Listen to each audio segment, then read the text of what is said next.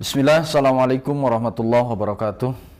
Alhamdulillah, wassalatu wassalamu ala rasulillah wa ala alihi wa sahbihi wa man wala. Alhamdulillah, puji syukur kehadirat Allah subhanahu wa ta'ala atas limpahan rahmat dan karunia-Nya.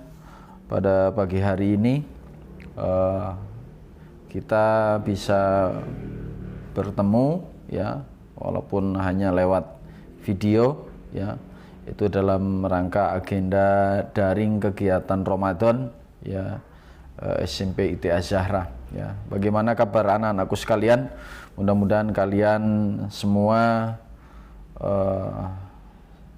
sedang khusyuk melaksanakan saum, ya, hari yang kedua, ya, Rabu, ya, 2 Ramadan 1442 Hijriah, ya.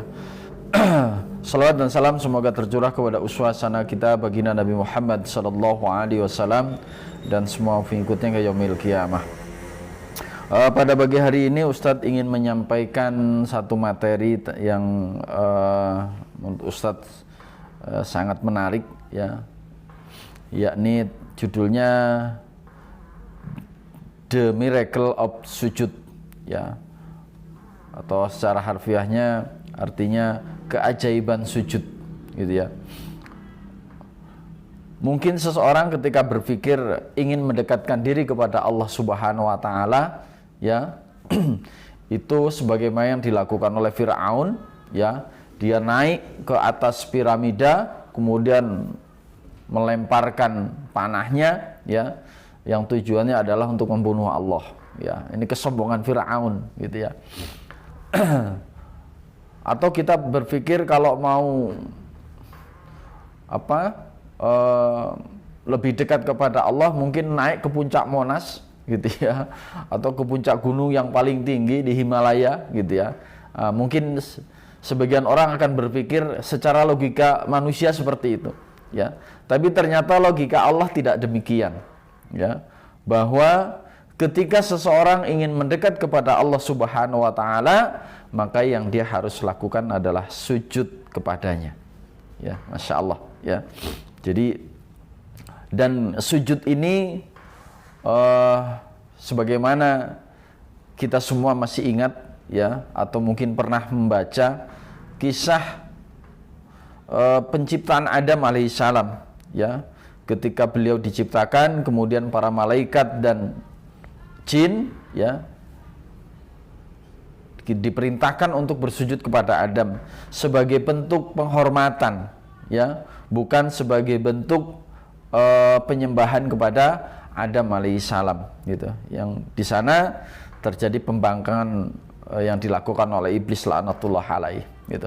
Baik, kita mulai, ya, bahwa Rasulullah Shallallahu Alaihi Wasallam beliau pernah bersabda, sedekat-dekatnya seorang hamba dengan Robnya adalah ketika dia dalam keadaan sujud, maka perbanyaklah doa di dalamnya, ya. Hadis riwayat Muslim, ya, dari Abu Hurairah, ya. Jadi kata Rasulullah, sedekat-dekat seorang hamba dengan Robnya, dengan Tuhannya adalah ketika dia bersujud, gitu.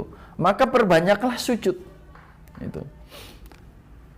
Jadi siapapun, ya, yang ingin mendekatkan diri kepada Allah Subhanahu wa taala, ya, maka usahakan memperbanyak sujudnya, gitu, ya.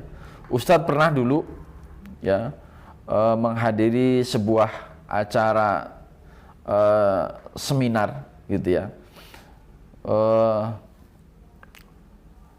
Di sana ada seorang motivator, ya. Beliau mengatakan kita harus sholat sehari semalam itu minimal 50 rakaat, ya.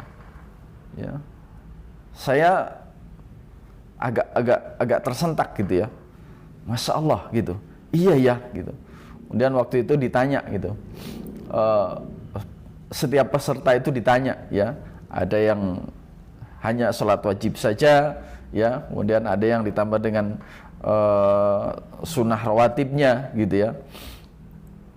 Jadi ternyata betul, ya, bahwa ketika Anda ingin melakukan aktivitas yang aktivitas itu bisa mendekatkan diri kalian kepada Allah Subhanahu wa taala, maka hal yang harus dilakukan adalah dengan memperbanyak sujud. Artinya sholat, ya, memperbanyak sholat gitu. Sholat wajibnya, ya, kemudian ditambah dengan sunnah rawatib muakkadnya, ya, atau ditambah dengan yang rawatib ghairu muakkadnya, ya, ditambah lagi dengan qiyamul lail, ya, ditambah lagi dengan sholat duha dan lain-lainnya, gitu ya. Maka ternyata bisa, gitu ya, sholat sehari semalam 50 rakaat yang dalam sejarah turunnya perintah sholat itu pernah, ya, Nabi Musa itu mengingatkan kepada Rasulullah, gitu ya, ketika Rasulullah mendapatkan perintah sholat 50 rakaat, ya, kata Nabi Musa, balik lagi, gitu ya. Ternyata bisa kita melakukan sholat 50 rakaat itu bisa, gitu ya. Artinya anak-anakku sekalian, kaum muslimin rahimani rahimakumullah, barakallahu fikum, ya.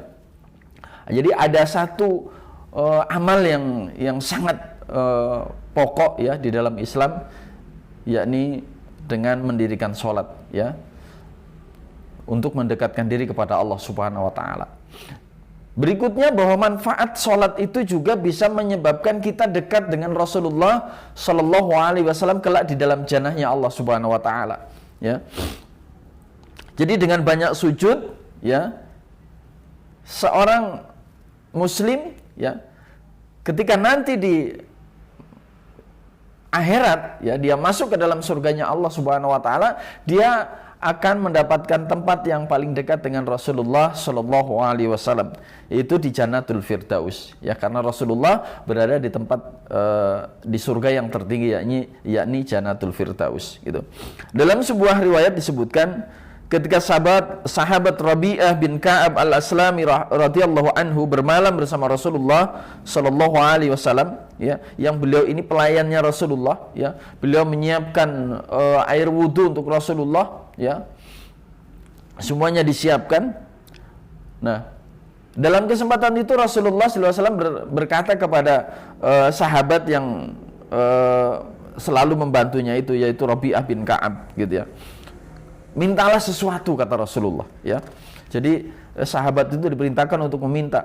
Maka sahabat Ka'ab ini, beliau mengatakan, aku meminta kepadamu agar aku menjadi teman dekatmu di surga, gitu ya. Kemudian kata Rasulullah, bukan itu, gitu ya. Tapi ternyata sahabat ini tidak minta yang lain, ya. Kata sahabat tadi, aku meminta, ya, agar bersamamu di surga, gitu. Kemudian Rasulullah Shallallahu Alaihi Wasallam menjawab, jika demikian, maka bantulah aku mewujudkan permintaanmu itu dengan memperbanyak sujud, ya. Ini dalam hadis riwayat Muslim, hadis nomor 489, ya.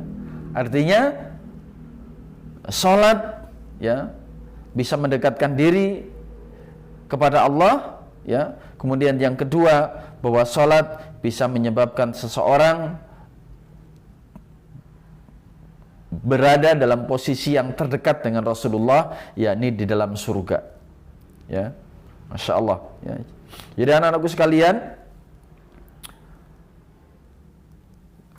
sujud juga merupakan tanda, ya, bahwa orang-orang ini akan lebih dikenal oleh nanti di akhirat, gitu ya. Jadi orang-orang yang sujud hanya kepada Allah semata akan lebih mudah dikenal kelak di akhirat, karena ada bekas sujud yang membedakan dengan manusia yang lainnya. Selain itu pula, bila seseorang muslim ditakdirkan masuk neraka, semua anggota tubuhnya terbakar kecuali bekas sujudnya. Masya Allah, ya. Kemudian bekas sujud juga akan mengeluarkan cahaya kelak di akhirat, ya. Keutamaan dan keajaiban lainnya adalah bekas sujud akan mengeluarkan cahaya putih, yang cahaya itu terpancar dari keningnya yang biasa untuk sujud. Lalu cahaya dari wajah, ya, tangan dan kakinya memancar karena bekas wudunya, ya. Masya Allah, ya. Jadi itu anak-anakku sekalian dan kaum muslimin sekalian, mari di bulan Ramadan ini memperbanyak ibadah kepada Allah Subhanahu wa taala, ya, terutama salat, ya. Yang mudah-mudahan dengan memperbanyak sujud, ya, di bulan Ramadan ini, maka kita akan terbiasa melakukan sujud atau melakukan salat, ya, baik salat wajib, ya, yang sunnah, baik itu qiyamul lail atau duha, gitu ya. Maka insya Allah di luar Ramadan kita akan terbiasa melakukan itu, dan tujuan dari Allah menurunkan syariat puasa, yakni menjadikan kita orang-orang yang bertakwa, itu akan bisa kita capai. Ya, demikian, mudah-mudahan bermanfaat. Aku qouli hadza, astaghfirullah li wa lakum, billahi taufik. Assalamualaikum warahmatullahi wabarakatuh.